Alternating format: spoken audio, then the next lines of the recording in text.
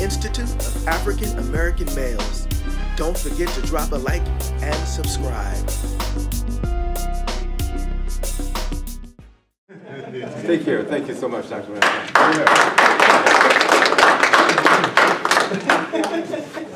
Good afternoon, everyone. I'm Ted Ramshaw. I am the coordinator of the Handbook of Research on Black Males. That is the volume that you see right here. It is 753 pages. There are 6 sections, and I am the, as you say, I'm kind of like the co-editor. Dr. Green is the executive editor. The other co-editor is CP Guys, Dr. CP Guys.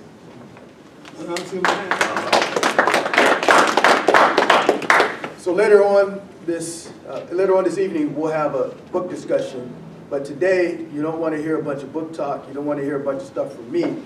Right? What we're going to do is we're going to bring out 2 amazing young males to give us a little overview for the rest of the day, and then we're going to have breakout sessions. Right? So we'll have the young folks, we're going to bring young folks towards the back, and then I will let you decide what means young to you, so whatever you would like to go with. So the young folks, we're going to do kind of a workshop activity, and for the folks who are not as young, maybe just a little bit older, right, we're going to do another workshop, right? So I'll introduce the folks for the workshop in a few moments, but right now I would like to introduce one of the most amazing men that I've met in a long time. If I had a daughter, this guy would be the guy that I would approve of. I don't have one yet, but so you can think about it in the future. Maybe 21 years from now, if I start tomorrow, we can go back to that. So I'll let the gentleman talk about himself, and I want to share a little bit with you just a moment about connections, and that's why we're here. And so what I'm most happy about is everyone that has come today actually volunteered to come to participate. We have folks come all the way from all across the country just here for this event, so I really appreciate that, one. But that has to do with community and connection, and what would happen if we did this as a collective people more often and did something to support ourselves. How different would things be, right? So I would like for you to keep that in the back of your head. Well, a long time ago, I would say maybe about 47, 43 years ago, in Lansing, Michigan, there was a young man who wound up being a principal. This young man who wound up being a principal was mentored a little bit by Dr. Green. So here we are here in 2018. That principal is a principal at East Lansing High School, and that principal also has turned around and supported another young black man, Alex Hosey from East Lansing High School. So isn't that an amazing connection? Amen. Small connections, you can have big impact. So without further ado, this gentleman can talk about himself and all the things he's done on his own. Here we have Alex Hosey. Let's give him a round of applause.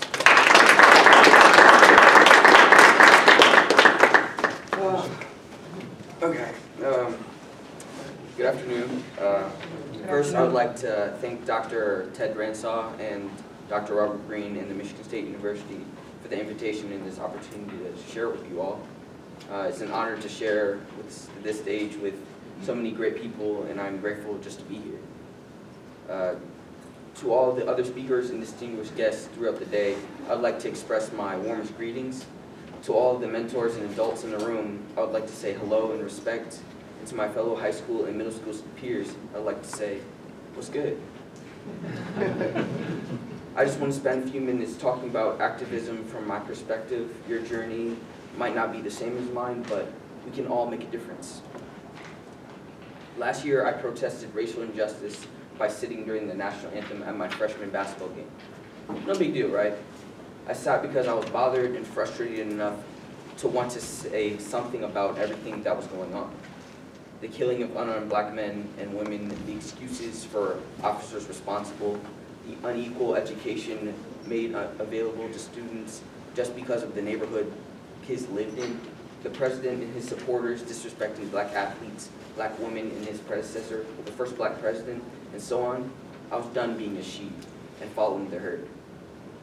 But it was crazy though, because some of my friends at Lansing Catholic had protested the anthem during their football games, and they were benched, threatened with suspension, and one even lost their scholarship offer.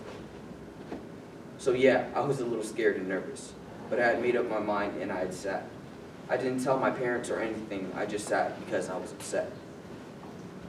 After my first game of protesting, my coach met with my parents and I talked about it, and we talked about it.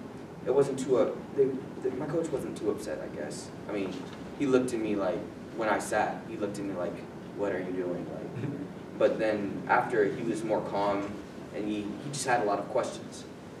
He wanted to understand why I was protesting. I explained the best way that I could at the time, but my father told me that if I was going to do this, then I had better be able to speak to it and have facts to back it up. So that's my message today. Find something you believe in, stand up, and fight for it. It's not saying to go around boxing people. I mean, like, what is that going to do to somebody like the president? Like, I'm saying it's a fight with your mind. Get the facts around your cause.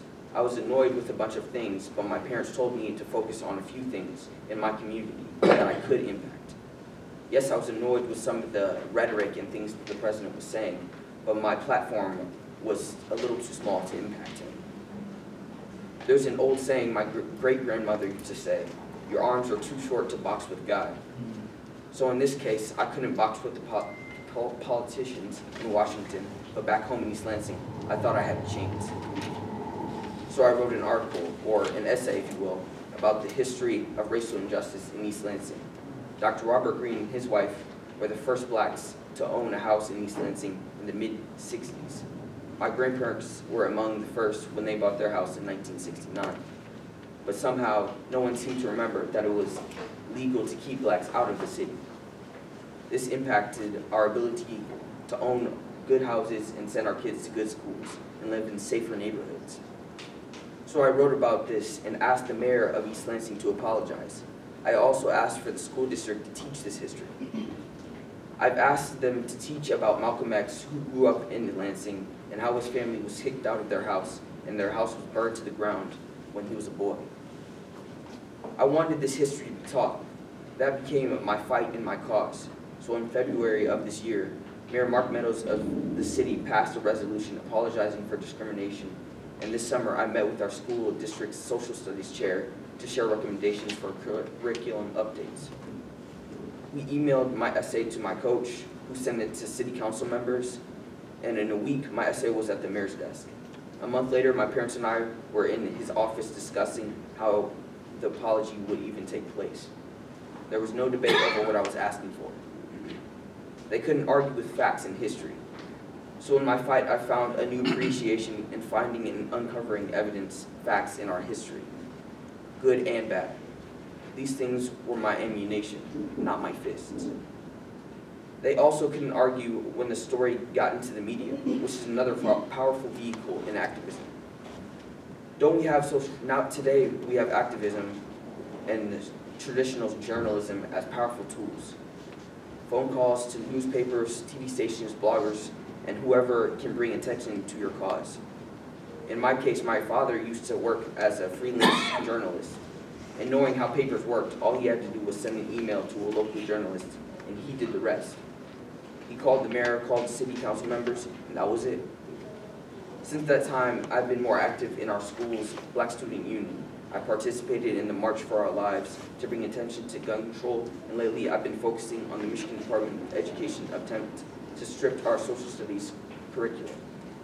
Real quick, the state of Michigan's Department of Education has quietly been recommending that we change our social studies curriculum to remove items from our history books. Things like the March on Washington, the KKK, the NAACP, the Little Rock Nine, and so much more. There are legislators behind this, and it's been happening for several years now.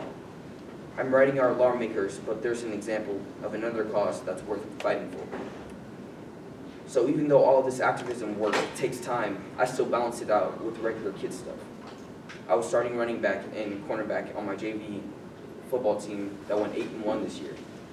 I'm on the hoop squad again this year, and I will run track this spring.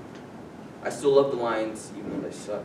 College football, the NBA, and shows like Dragon Ball Z and Naruto.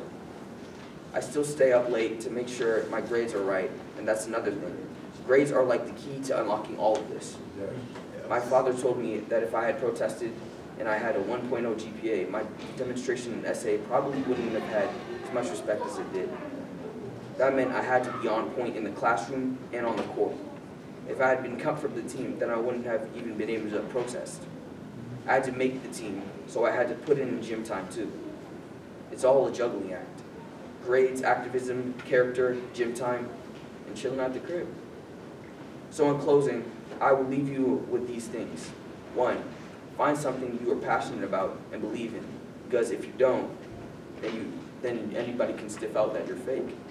Number 2, read about it and get all the facts. Research about your topic and interest and find undisputable facts and evidence so that you can navigate a discussion with intelligence. 3, get some support if you can. Friends, family, teachers, etc. 4, peacefully protest and be prepared with your facts. You have to be able to not only learn the facts, but express them so that everyone can understand it. 5, media. Get involved on social media with journalists or even TV if you can. Just try and expand your message as far as you can. 6, character. Get good grades and stay out of trouble, because credibility is everything. Being known as the kid that goes to the office a lot or doesn't care about school is not something that would help your cause. Alexander Hamilton, who is on our $10 bill, is credited as saying, "Those who stand for nothing fall for anything." So please, stand up for something and get involved. Thank you. Yeah.